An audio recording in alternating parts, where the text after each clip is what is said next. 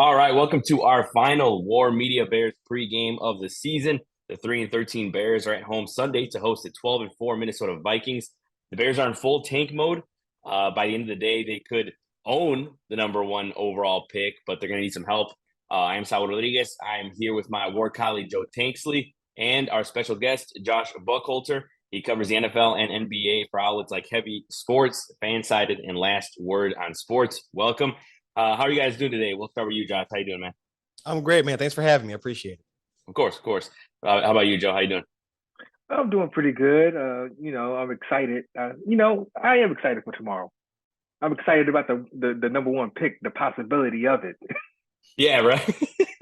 I know it's like a lot of people are like, "Oh, what's the point of even watching?" And it's like all that. And it's like, hey, you never know. Hey, you watch it. If you want the Bears to lose, that's maybe one reason right there to watch.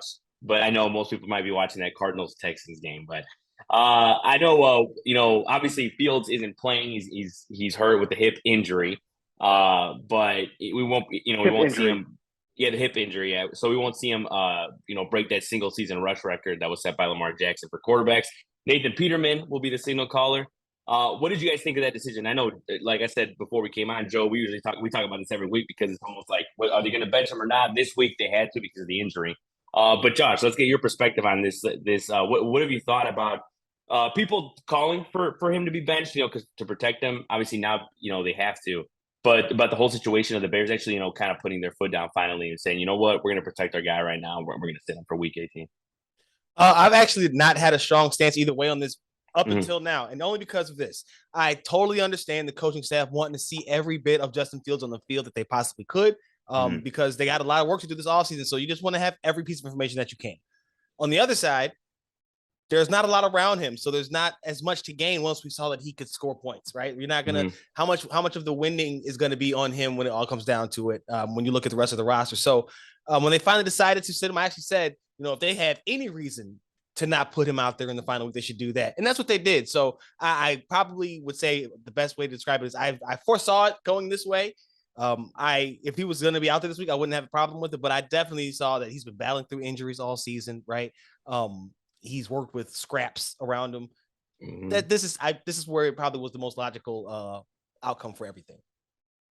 Yeah. What about you, Joe? What do you think about this whole situation? You know what? I tend to agree with Josh. Week after week, we've been, as fans, we've been, looking for some improvement in the passing game. And, Mooney gets hurt, then they traded for, Chase Claypool. And he hasn't, shown anything thus far. And, it is what it is. We haven't seen the improvement that we want. We know what we have in Justin Fields. We know that he has the ability to run the ball and put points on the board. But at the same time, we know that the offensive line is porous. He's one of the most hit, the most sacked quarterbacks in the league. And he's taking a beating. I do think, it's a bummer that, he can't go for Lamar's record. I think that was pretty much the only thing that fans were interested in seeing, is if Justin can actually do this, and get that record. And he is without a doubt the most exciting player on the field, every Sunday, because of his ability to get up to 22 miles per hour and take it to the house at any given moment. And quite frankly, we haven't seen anybody like Justin Fields, with his ability. And I think that the coaching staff, definitely the front office, with the possibility of getting the number one pick and, having an asset in Justin Fields, you need to protect that. This is a really big offseason for the Bears coming up, where they could potentially have the number one pick. They got a ton of money in cap space, and you're talking about a player, an asset in Justin Fields. I don't think that they're going to, do anything as far as moving Justin Fields, but you want to be able to entertain as many, offers as possible, and with Ryan Poles being his first, real off season where he has control of everything. I think that this is, he's going to find himself in a real big position of power really quickly. The Bears are going to own they the NFL draft, that they can get the number one pick, they're going to own free agency simply because of how much money they have. So this is protecting the business, protecting the asset, and protecting the future, and I agree with it. Yeah, no, and you're completely right. I mean, it's been a big talking point in the last week or so. What the Bears, if they get the number one pick, right, even the number two pick, some people, call for, oh, like they should trade it, blah blah. It's gonna be something to watch out for sure. It might be the biggest thing to watch out for in the offseason. But yeah, with Fields, it's one of those things that is probably, if this was a playoff game or this was a meaningful game, he'd probably be out there. Maybe I don't assume the hip injury is super out there, right? But it's like it's a good thing, or it's one of those things where it's like they have a reason to sit him, so they're like, "Yeah, let's just do it." So people aren't like, yeah, exactly, right? Exactly. So it's like, because some people, yeah, exactly, yeah.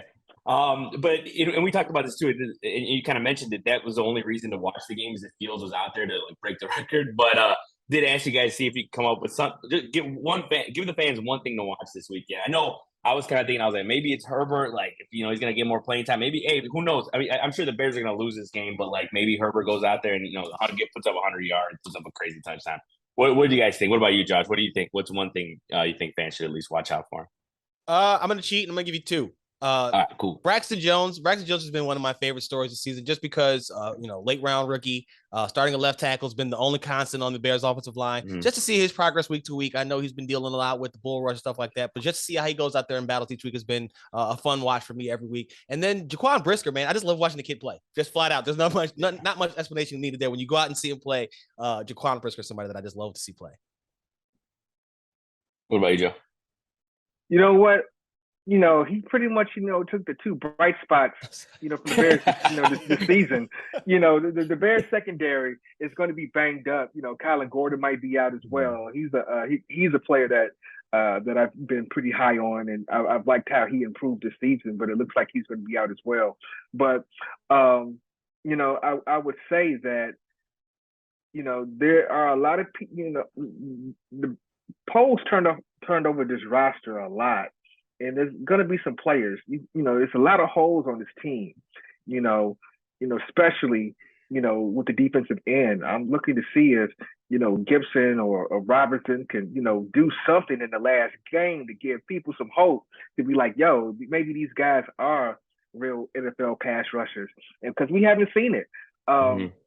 So, I'm looking for some improvement along those lines. Can this be a game where those guys can finally make an impact rushing the passer? Because we haven't seen it all year. And outside of that is really nothing else. I would like to see, the continued development of Braxton Jones. Like Josh said, it's a great story of the 5th round pick, but it's not necessarily a given that he's going to be a starter next year. I mean, he's a 5th round pick. So, you know what I'm saying? So what's he going to do in the game? So I think this will be interesting to see who's getting the opportunity to play and who can stick next year. I mean, this is a great opportunity to put Alex Leatherwood out there and let him play a whole game. You know what I'm saying? You wouldn't do it with Justin out there, but with Nathan Peterman, with the number one pick at stake, go ahead, Alex. Let's see what you can do. So yeah, yeah, sure, exactly. Why not, right? And it'll be one of those things too, where it's like, we'll see how much Justin Jefferson also plays, and Kirk Cousins and all those guys. So because in the second half, it might just be, if they put those guys out there for a half, it might just be all backups in the second half. So it'll be like a preseason game out there. So we'll see. But, finally, the last thing I want to ask you guys is, how would you guys sum up the Bears season? I know it's been up and down, but there's been, like, as you mentioned, Josh and Joe, the bright spots, like, for example, Braxton Jones, but what are a couple things that you would say, or how to sum up the season this year for the Bears? We'll start with you this time, Joe. The bright spots, definitely Justin Fields. I think, when they went into the mini bye after the Washington game, the adjustment that they made, and they showed, they actually tailored the offense to Justin Fields and his ability, and we saw him flourish. Now, we're kind of looking for the next step. So I do think that, the bright spot of, of this year was, seeing the development of Justin Fields and, what he's been able to do on the field. He's been such a dynamic player in must-watch football, and he's had highlights, every week. Another bright spot, I would like to say the Bears secondary. Just imagine, those guys are solid. Kyler Gordon, Brisker, Jalen Johnson, even a guy like Jalen Jones, who they pulled off the street. He acquitted himself really well and plays a solid corner. So I do think that whoever this, defensive back coaching is, they've been able to find guys and teach them the techniques and get good football out of them.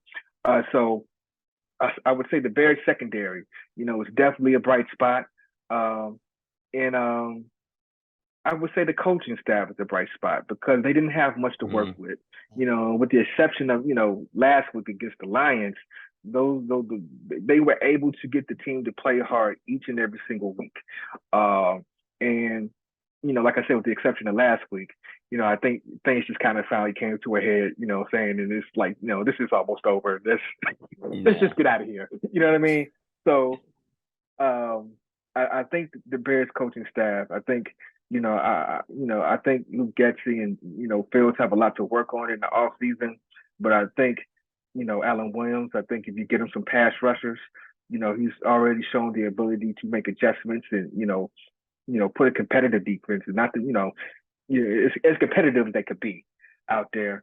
So I think, Fields, secondary, coaching staff, those are my three bright spots. Yeah. What about you, Josh? I got two words, progress and intrigue. Mm-hmm. Just as Joe mentioned, the progress of Fields, and this is coming from training camp, watching him kind of struggle to connect with his receivers, and seeing the coaching staff's faith in him build because of that progress.